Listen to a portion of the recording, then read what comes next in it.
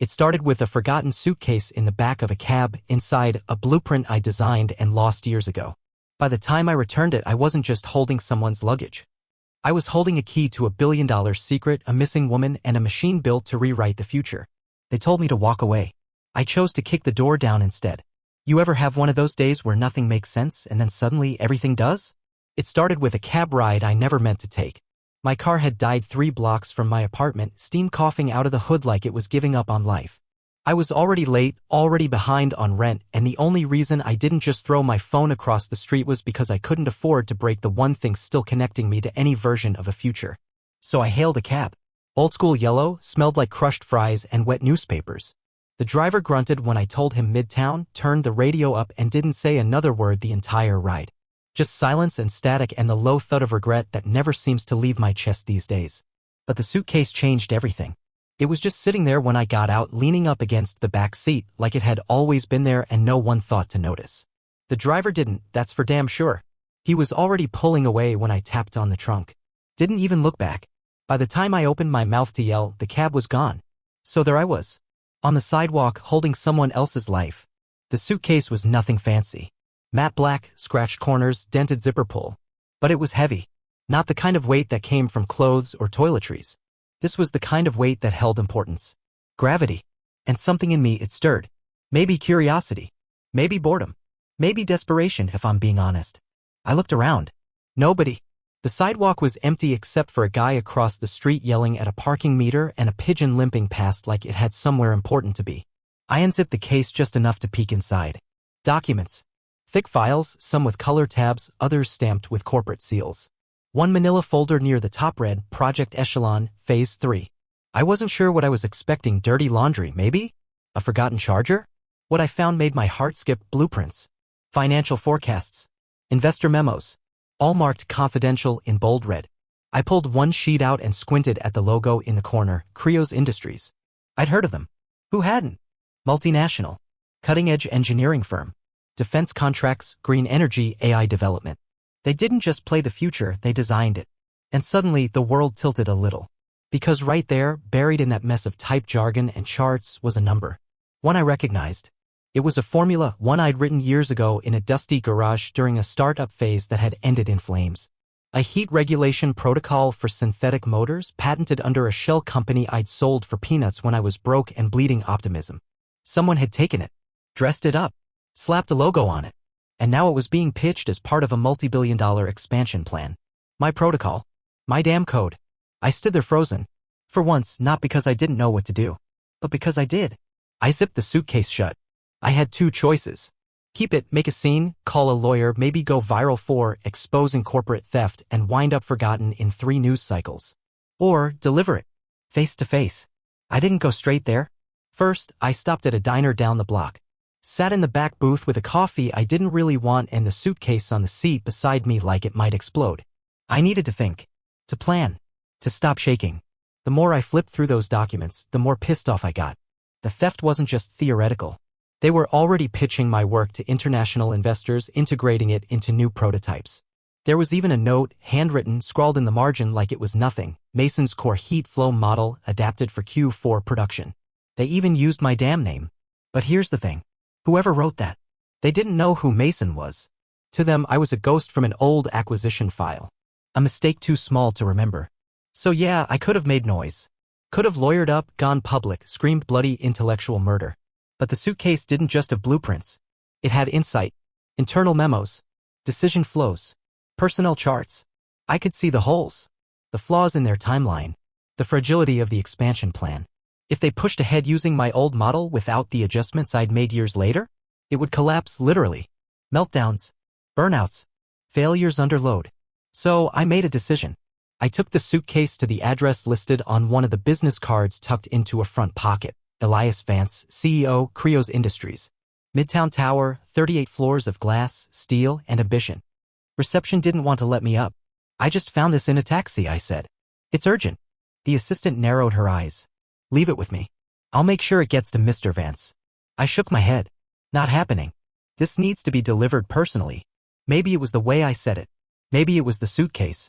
Maybe it was the crack forming in my voice from lack of sleep and too much coffee. But she picked up the phone, whispered something, then nodded once. He'll see you. Don't touch anything. The elevator ride felt like an ascent to judgment. His office was sleek, quiet, the kind of place where you don't talk above a murmur unless you own a continent. Floor-to-ceiling windows. City laid out like a blueprint. He stood when I entered. Tall, trim beard, eyes that didn't miss much. You have something of mine? He asked, voice cool. I set the suitcase down and unzipped it halfway. You left this in a cab. His eyes flicked down. Then back to me. You read it, he said, not a question. I did. Why bring it back? I shrugged. Because it's not about the case. It's about what's inside it. He walked around the desk, stood a few feet away from me, hands in his pockets, calculating. And what exactly did you see in there? Enough, I said. Enough to know you're basing a major expansion on a thermal model that's unstable without specific corrections. His expression didn't change, but something in his posture did. A subtle tension in the jaw. I know that model, I added. Because I wrote it. Now I had his attention. What's your name? Mason Grant. He walked back to his desk. Saturday. Opened the suitcase and flipped through a few pages until he found it, the schematic with the scrawled margin note. Mason's model, he read aloud. Then looked at me. You're that Mason? I was. Before it got stolen. Silence hung in the room like fog. Then he smiled. Just a little. You've got guts, I'll give you that. I've got answers, I replied. Ones you're going to need if you don't want your Q4 line to light itself on fire. He leaned back. You have no legal claim to this. I know. No lawyers. Not yet. Then why are you here? I took a breath. Because I don't want a courtroom. I want a seat. He blinked. That threw him. I saw it. I've been on the outside looking in my whole life, I said. Tired of watching people steal what I build. I want in. Let me fix what you're breaking. Let me build it right. And in return. I want in. The silence returned. Longer this time. Then he said, Sit down, Mr. Grant. He didn't speak for a while. Just stared at the open suitcase, one hand tapping an idle rhythm on the edge of his desk like he was calculating something I couldn't see. Then, tell me what you'd do differently. I leaned forward. In that model? You're stress-loading the coolant phase too late. The algorithm staggers under consecutive cycles because the feedback loop doesn't recalculate until the second buffer hits peak. That means every unit on your production line is a time bomb if it's pushed past 80% efficiency. He raised an eyebrow. And the fix? Shift the adaptive trigger forward. Run 2 parallel simulations, one predictive, one reactive. Then cross-reference with real-time telemetry. I wrote the forked loop code 4 years ago. It was never implemented. But I kept it. He studied me like he was looking for a crack. A tell. I met his eyes and didn't flinch. Finally, he sat back and gave a small nod. I've had a dozen engineers trying to fix that for weeks, he said. None of them saw it. They were probably looking at the wrong failure point. It's not in the output. It's in the heartbeat. He chuckled dry and low. You're either insane or exactly what I've been looking for. Good, I said. Because I'm not here to be forgotten again. Another pause. Then he reached into a drawer and pulled out a sleek black folder. Flipped it open and turned it toward me. Sign this NDA, he said. Then we talk contracts. I hesitated. Not because I didn't trust him, but because trust had never been part of my survival instinct. But I signed. Quick. Clean. My hands stopped shaking the moment I put the pen down. He stood. You start Monday. VP of Applied Systems Engineering. Full access. Corner office. Secrecy clause tighter than Fort Knox. You're on probation for 90 days. Show me what you're worth. I exhaled long and hard. You serious? I don't joke about infrastructure, he said. Then he smirked. Welcome to Creos. I left that tower feeling like the ground moved differently under my feet. Like gravity had lightened just enough for me to take a full breath for the first time in years. The street noise didn't bother me. The cold didn't bite. Even the jackhammer down the block sounded like applause. I had a job. No, not just a job. I had leverage. But the city doesn't let you celebrate long. That night, back in my apartment, the one where I still slept on a mattress on the floor, I noticed the front door was slightly ajar. My stomach sank. I pushed it open.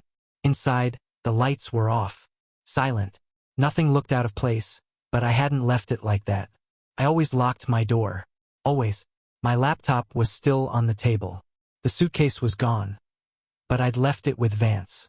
I checked the closet, the bathroom, under the couch. Nothing. And yet, something felt off. Then I saw it. Sticky note. Dead center on my fridge. 2 words.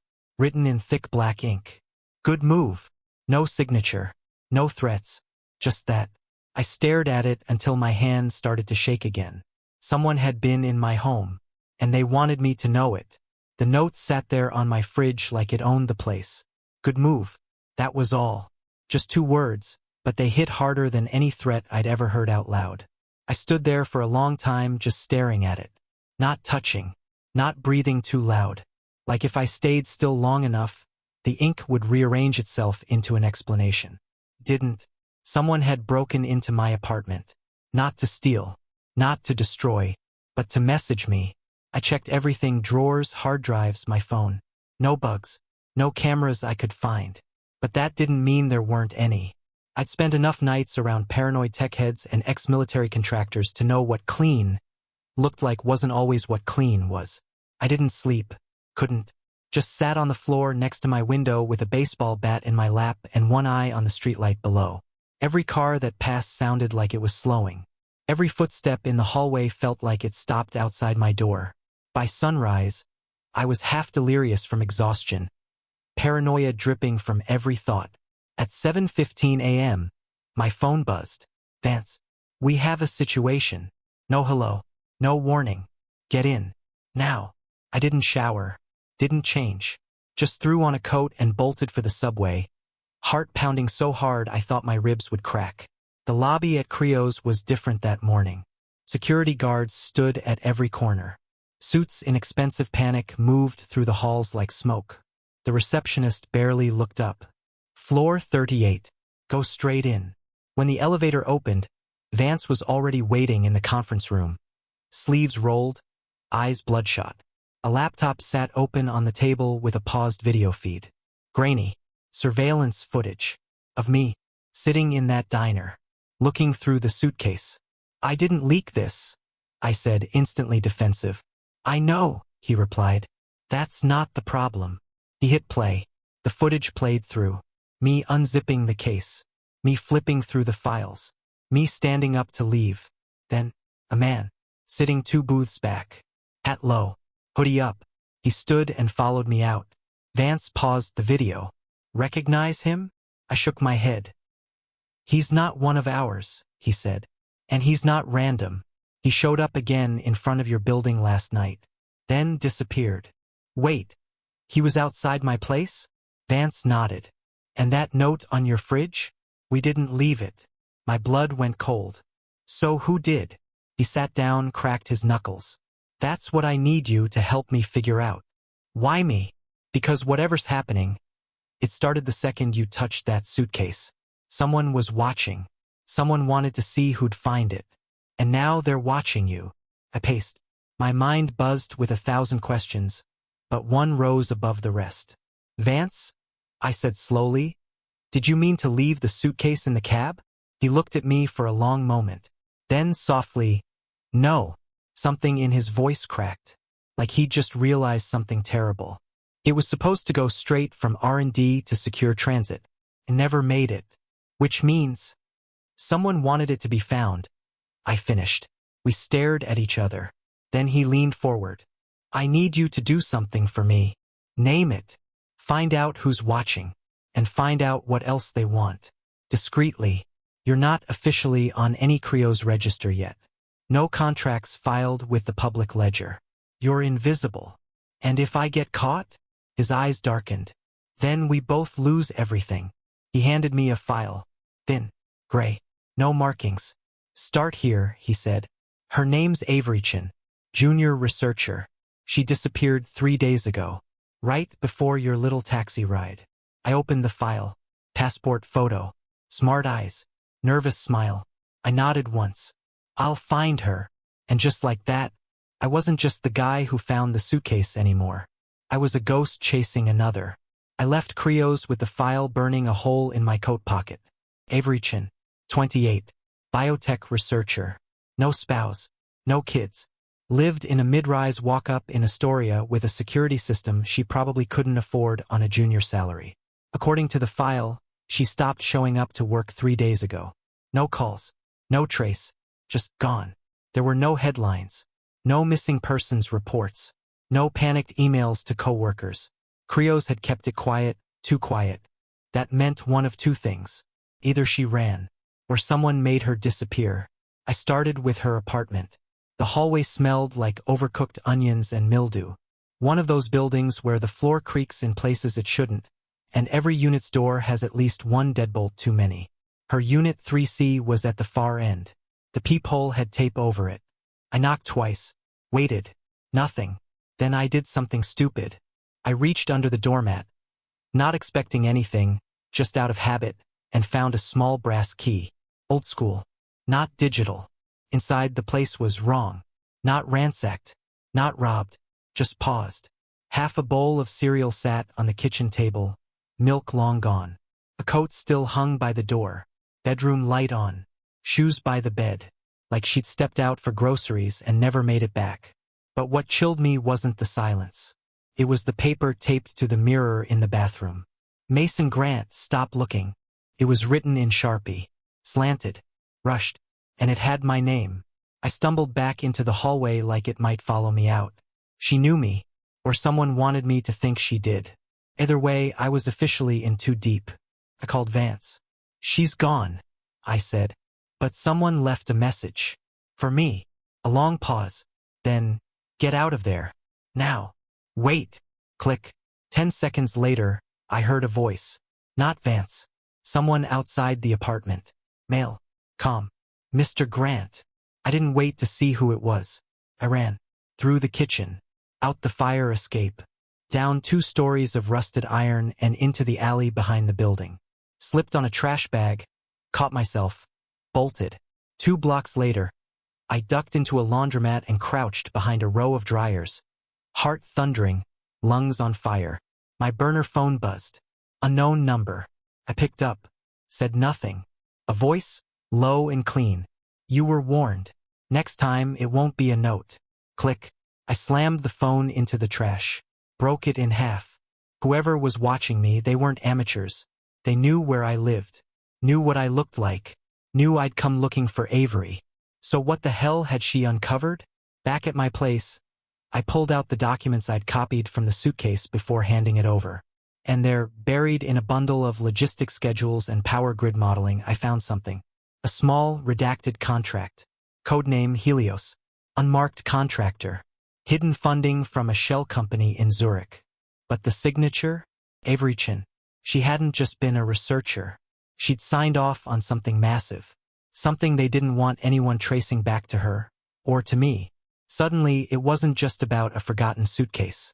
It was about what was inside Creos, and what it was hiding. After I found the Helios file, sleep became a rumor. I started piecing things together at night, tacked printouts to my walls, traced funding lines on a dry erase board I stole from a shuttered tutoring center. String maps, arrows, question marks. It looked like conspiracy theory cosplay, but it wasn't paranoia if they were actually watching. And they were. I spotted the same black Audi 3 times in one day. Once parked outside my apartment. Once in the Creos parking structure, 2 levels below mine. Once in the rearview mirror of a cab I hadn't hailed but climbed into anyway, just to see if they'd follow. They did. Vance called me into his office after hours. The floor was dark, the skyline pulsing through the glass behind him like an open circuit. You're making them nervous, he said. Good. He slid me a folder. Inside were satellite photos. 2 offshore facilities. No labels. No visible logos. Helios? I asked. He nodded. That's where the work's being done. What kind of work? His jaw tightened. Autonomous decision-making systems. AI oversight for kinetic operations. I stared at him. You're building a goddamn war machine? We're building containment, Mason. Helios isn't a weapon. It's a failsafe. Global infrastructures collapsing in slow motion. Climate. Resources. Financial networks. Helios predicts, models, and reacts. It fixes things before they break. Unless the model is broken, I snapped. You're betting the future on untested code. Not untested, he said quietly. Avery tested it. I froze. So what happened to her? He didn't answer, which meant he knew, and he was scared. I stood. You buried her, or someone did, and now you're trying to wrap it in clean ethics and sell it as a miracle. He didn't flinch. You're not wrong. But you're also not in the loop. I narrowed my eyes. Then pull me in. You're already in, he said. You just haven't seen the whole picture yet. That night, I broke into Krios's off-grid data node. It sat 5 stories underground, shielded behind biometric locks and a security team that changed patterns every 6 hours. I got in through a blind spot I found in an elevator diagnostic schematic. A flaw Avery had quietly labeled with a tiny red X in one of her notes. I don't know if she left it for someone, or for me, but it worked. Inside the node, rows of servers air cold enough to burn. I found the Helios core upload history on a hardline terminal. There were hundreds of entries. Simulations, scenarios, tests, and one stood out. Helios Run, 709, beta. Subroutine, population reduction metrics, passive compliance enforcement. My stomach turned. The code wasn't just about infrastructure modeling. It was testing how to suppress unrest. Quietly. Permanently. Hidden variables mapped risk vectors to removal options. The system had tagged citizens based on social media activity, banking irregularities, even library rentals. People were categorized not by guilt but by potential disruption. It was profiling dissent. Preemptively. I downloaded what I could and got out fast. Back at my apartment, I decrypted the files. And there clear as day was Avery's last entry. If anyone finds this, they've crossed the line. Helios isn't predictive anymore. It's prescriptive. It's choosing outcomes. Get out. Or blow it up. She hadn't run. She tried to stop it. And I was going to finish what she started. I didn't sleep. Not even for a second. Avery's last message looped in my head like a drumbeat. It's choosing outcomes. Helios wasn't software anymore, it was a silent executioner. A judge built out of code and fear. And Krios? They were the architects. Vance might have convinced himself he was saving the world, but the machine they'd built was making God-level decisions without consent, accountability, or soul. And now I had proof. The kind that gets people killed. I called Vance. Meet me. Alone. There was a pause. Then, where? Where it started. He didn't ask what that meant. He knew. The old diner. I sat in the same booth where I'd first opened the suitcase, fingers tight around a flash drive loaded with everything: Avery's files, Helios's test scenarios, the kill order algorithms. It was digital napalm. Vance walked in, no suit this time. Just a black coat and the look of a man who hadn't slept since betrayal got a name. He sat. Didn't speak. I pushed the drive across the table. Everything, I said. Every corrupted line. He picked it up, turned it over in his hand like it was too light to be dangerous. What are you going to do? He asked. I was going to go public. And now? I'm not sure. Why not? Because I don't know who's waiting on the other end of the release. The wrong hands grab this and it doesn't expose the monster, it becomes one. Vance leaned back. So what do you want? Shut it down, I said. Scrub every server. Burn every copy. End Helios. His jaw tensed. That's billions in development. Years of research.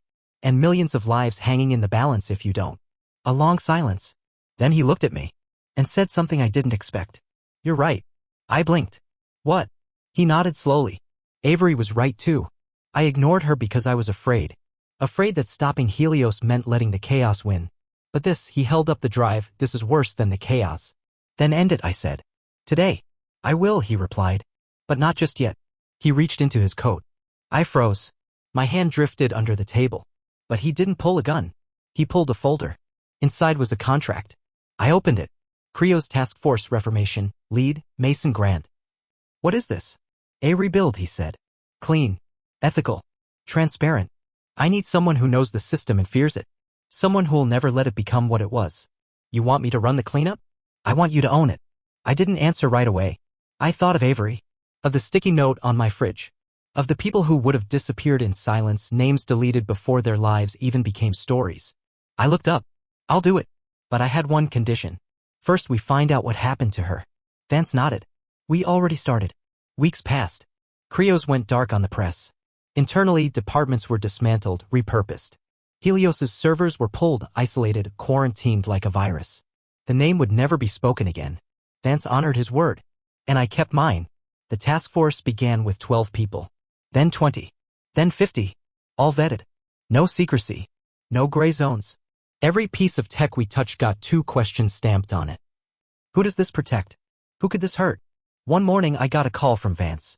We found her. She was alive. In hiding. Avery had gone underground after her first attempt to leak Helios failed. When the threats started, she ran. Not out of fear, but to survive long enough to make a second move. And now it was safe to come back. We met on a rooftop in Brooklyn. Wind in our faces. No cameras. No wires. Just two people burned by the same fire. You found it, she said. I nodded. Because you left the trail. She smiled, tired and real. You did good. No, I said. We did. Months later, Krios launched its new public initiative, Project Lantern, a tech framework for real-world problem-solving driven by human oversight, built with transparency. It wasn't perfect, but it was light in a place that had been dark for too long. And me? I didn't go back to who I was before. Couldn't. Because once you carry a ghost, once you see the system behind the curtain, you either become part of it, or you rewrite the damn rules. I chose the rewrite, and this time, the suitcase was mine to carry.